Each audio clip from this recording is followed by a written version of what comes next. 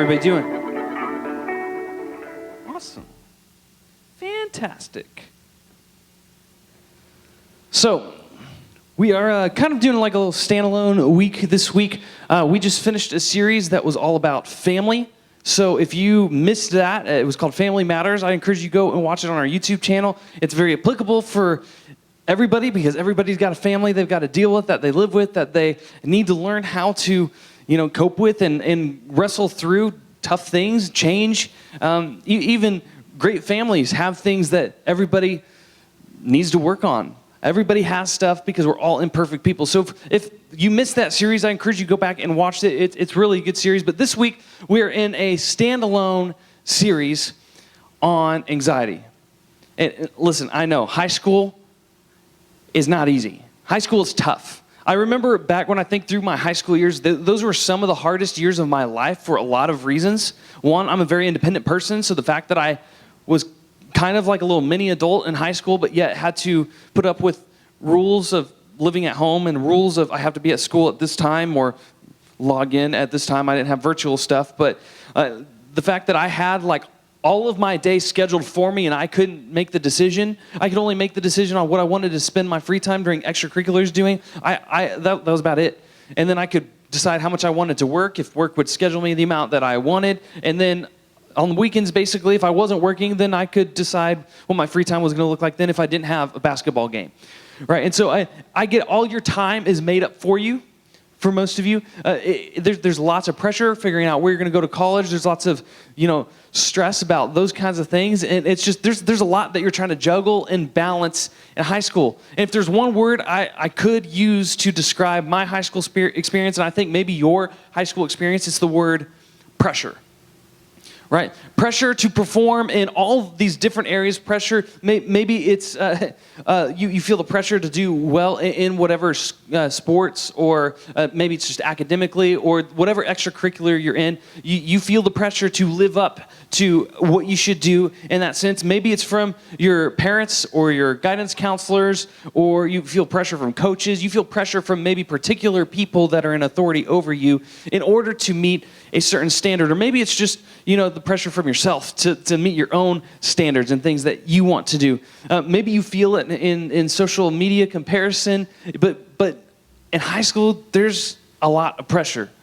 I feel pressure a lot. I remember feeling pressure a lot when I was in high school, and I know just from conversations I've had with you guys are under a lot of pressure. I want you to turn to the person next to you on your left and then tell them what makes you most anxious about in high school. What causes the most pressure for you? Go. Now turn the person to your right and say the same thing.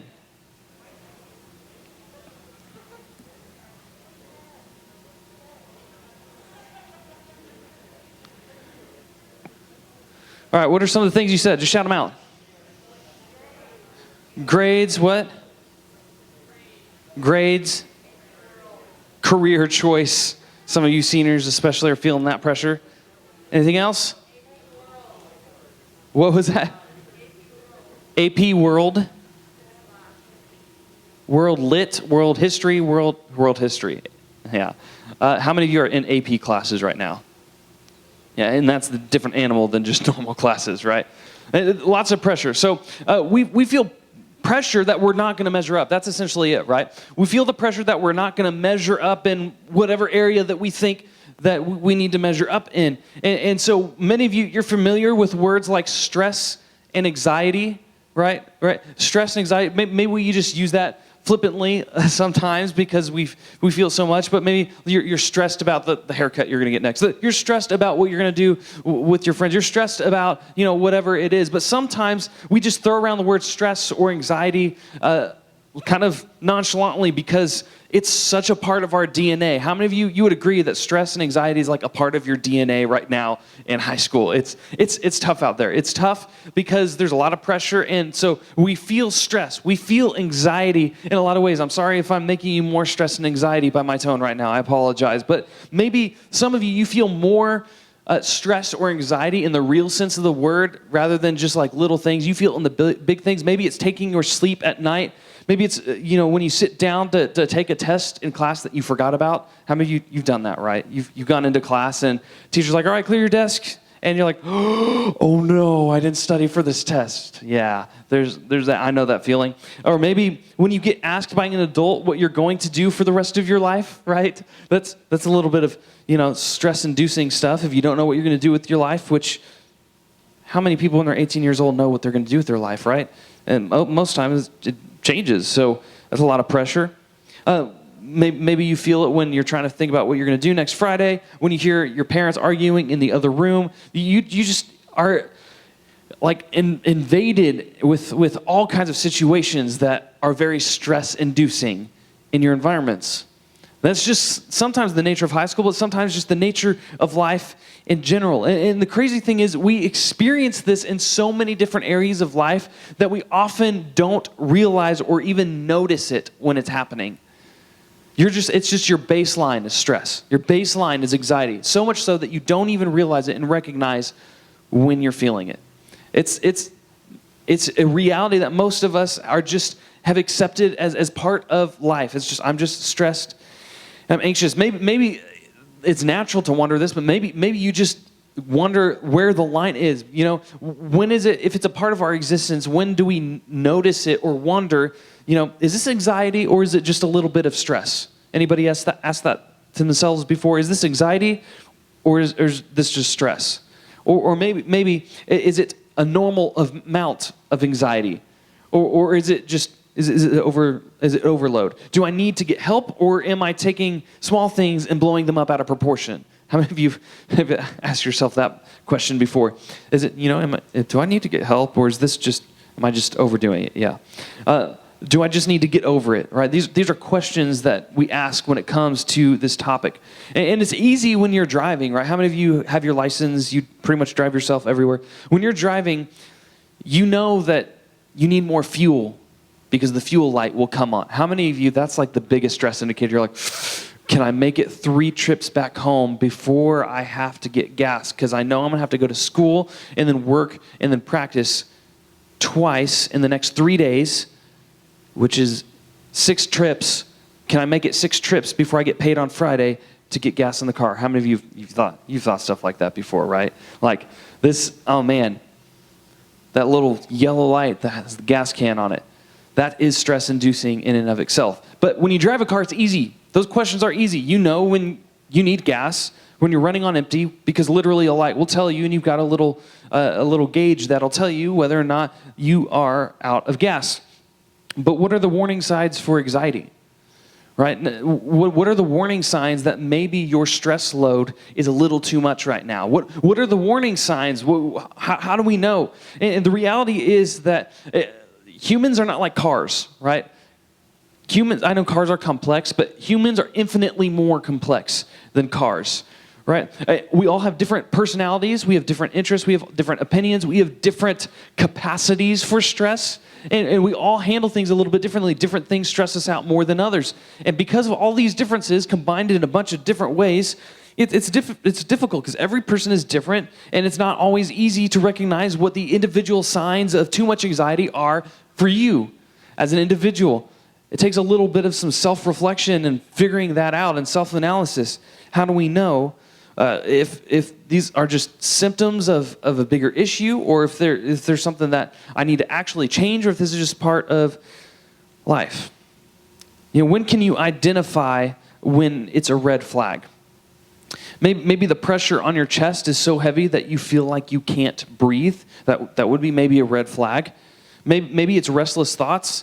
It's nighttime and you're trying to fall asleep, but you can't stop thinking about the 3 million things and the stuff that you have to finish before the next day, and that you have to make sure you get done before the week ends. Maybe there are literally like just knots in your stomach to where like you aren't hungry, you feel sick to your stomach all the time because you just feel like you can't focus on anything else. Maybe you just have a tough time relaxing most of the time because you just kind of always feel on edge. You just feel like maybe I don't know if this is a red flag or not. I'm just always on edge. And so how do you know At what point is it too much for you? What do we do then? What's normal and what's not? The thing about stress and anxiety is that there are some answers, but not the same answers will work for everybody. And so today what we're going to talk about when we talk about this is we're going to talk about things that'll be helpful to some of you but won't be helpful to all of you. And we'll talk about some other things that'll be helpful to some of you but not all of you. But then I'm going to kind of circle it around and talk about something that is also applicable and easily applied to for everybody in the room when it comes to this topic. And so just to start on the same page, let's kind of just define our terms a little bit, okay? Because we talk about stress and anxiety a lot. There is actually a difference between stress and anxiety. For instance, stress is specific. It's a reaction to an actual situation. It's something that like the test that you're about to take. Once that test is done, the stress is alleviated, the burden is lifted off your chest. How many of you, when you finish finals right before summer break, it's like the best freeing feeling in the world. You could go frolic in the field with all the new spring flowers, and you could just never have a care in the world, right? That's stress, because it's very specific to a certain situation. And it's not permanent. It usually goes away once that situation is over. Anxiety is not specific. Anxiety, on the other hand, is more like a reaction to the world as a whole. It's a reaction. It's a general feeling of unease or fear that does not go away even when a stressful circumstance does, right? It's something that doesn't go away.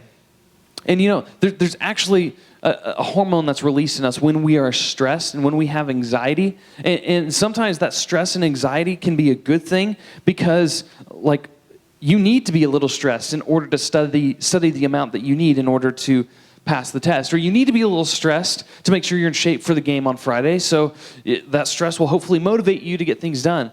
Anxiety actually initiates the part of your brain in the amygdala where it's like life-saving. So like when you're teetering on the edge of a cliff and you have anxiety, that's a very good thing, because if you weren't anxious, then you'd be a psychopath. No, I'm just kidding. Anxiety helps you to know, oh, this is danger. I should be afraid of this and make a better decision with my life, right? I don't know how like David Blaine and thrill seekers like that make a living putting themselves always in anxious situations. But those people aside, anxiety is a pretty good thing.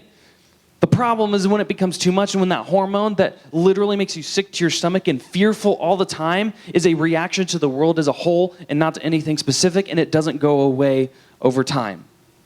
When it's something that's always around, even after a stressful event, maybe that's a red flag. Maybe that's what anxiety, and maybe that's when it becomes a problem, because anxiety sticks around for far too long and it's no longer helpful.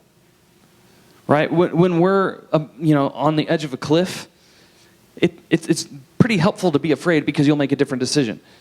It's good that the amygdala and the emotional part of your brain takes over for your body because it saves your life. But when it's no longer helpful and you're not standing on the edge of a cliff and you should be relaxed because it's a Saturday, but you're not because you don't know why, well, that's where maybe it's more anxiety and not stress.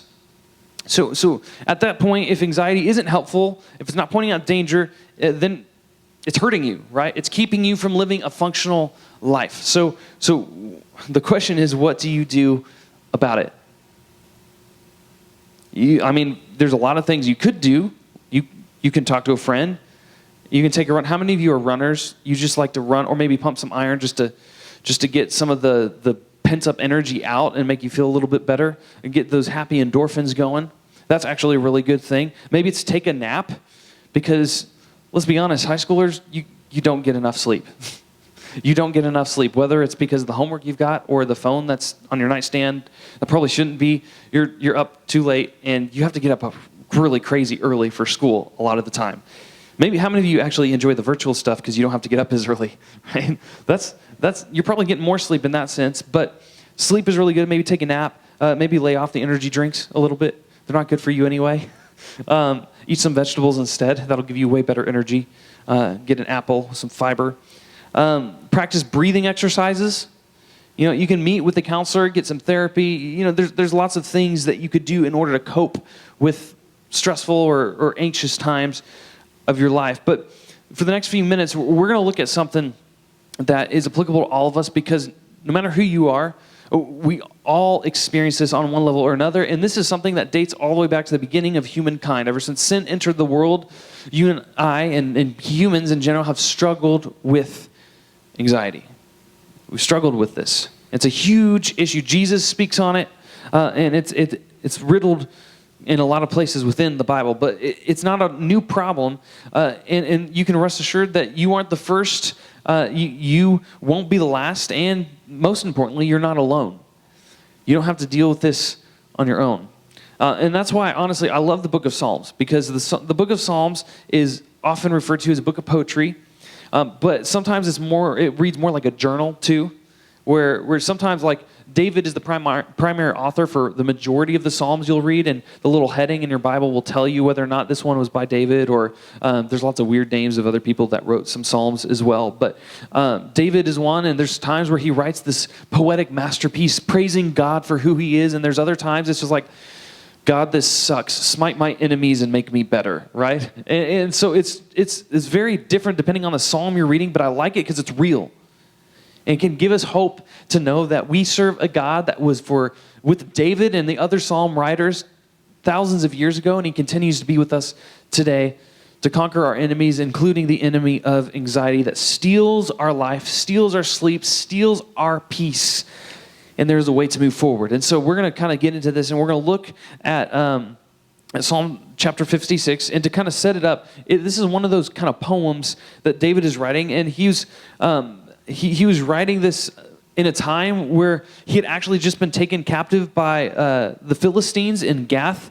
And, in hindsight, we can read this and we can know, it's actually in 1 Samuel or 2 Samuel if you want to read the full account of this. But he actually, in hindsight, we know he lives, obviously, and becomes this great king of Israel. But at the time, he didn't know that.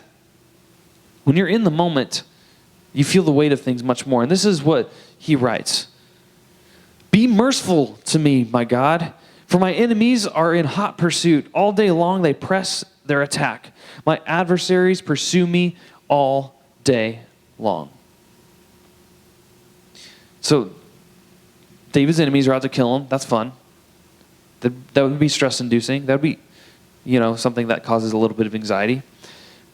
And then he's captured by them and held captive. So that's another stressful event. And so reasonably, he's upset, and he's crying out for God, but he names the thing that's stressing him out. That sounds really simple, but oftentimes we just recognize that we're feeling stressed because we're so used to feeling stress, and we don't actually name the things that are stressing us out.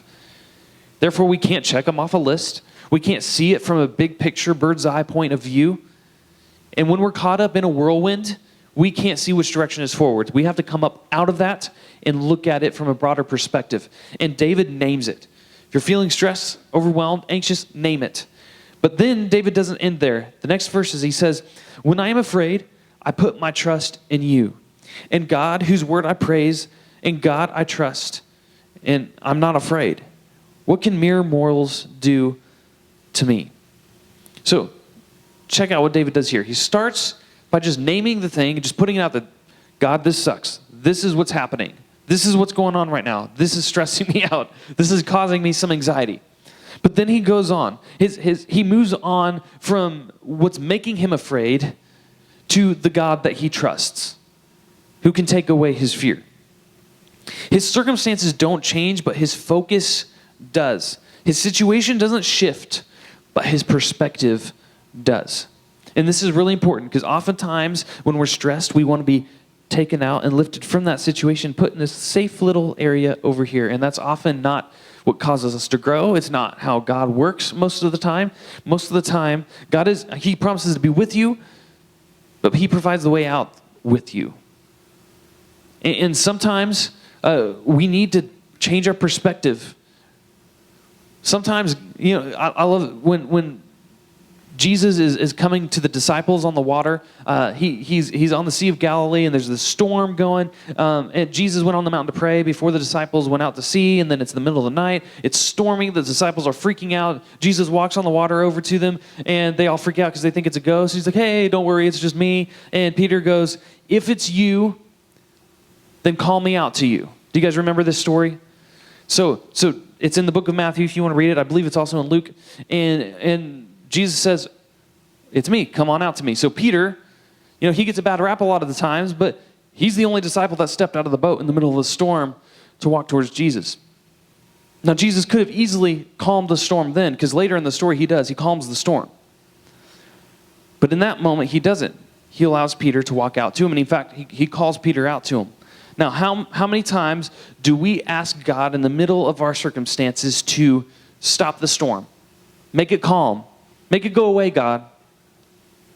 And how many times, I wonder, is Jesus just promising to be with us and he's actually calling us to come out to him, to fix our eyes on him, whom we trust, and the fear of everything else going on will dissipate from there. His circumstances don't change, but his focus does. His situation doesn't shift, but his perspective doesn't. And this is incredibly important. Here's the reality. There's things that we can't control, right? Sometimes we're stressed because we're unwelcomely awakened to the illusion that we ever had control to begin with. And so that's uncomfortable. But school is a reality. Parents arguing at times is a reality. Friends turning on us sometimes is sadly a reality. There's things that we can't control, and they don't just go away like a test when you're done with that. And so we have to deal with it. But we can take steps to move forward. These things, maybe they don't go away, but the stress and anxiety that we experience, we can bring to God. We can acknowledge what we're feeling, and we can name it like David did. We can name why it bothers us. If you notice, David wrote in the story, he or in his psalm, he wrote, I'm taken captive by my enemies. He states why that bothers him. And then we can shift our focus to something else, and that is the reality that God has a role in it, and he's ultimately in charge. So think of it this way. When we're stressed or anxious, it can be helpful to name the what, the why, and the who. The what, the why, and the who. If you can, when you're feeling stressed and anxious, if you can name the what, name the why, and shift your focus onto who God is in the midst of that, it sounds simple, and it is. But it's something that we all seem to neglect when the stress is over our heads and we can't see which way is up. Oftentimes we forget to do these simple steps, and we just try to wade our way through the storm and hope that it goes away soon. But maybe God is wanting to hold our hands through that and walk us through that storm in order to grow us, so that we can get feet that are able to stand firm in the midst of strong winds. When we can name the what, we can name the why, and we can shift our focus to who God is, it alleviates stress. It alleviates anxiety, and at the very least, it helps us, it reminds ourselves that we have a God who is ultimately in control. And nothing that we are feeling is going to chase him away. So that's what I would encourage you guys to do. I'm going to try to wrap this up so we have plenty of time with our groups. But if there's anything I want you to get out of today, it's that there are tools to take on anxiety. You don't have to try to just blindly wade through the storm on your own. There are tools that you can use in order to take on the anxiety that you experience in life. You don't have to submit to it. You don't have to live in fear because of it.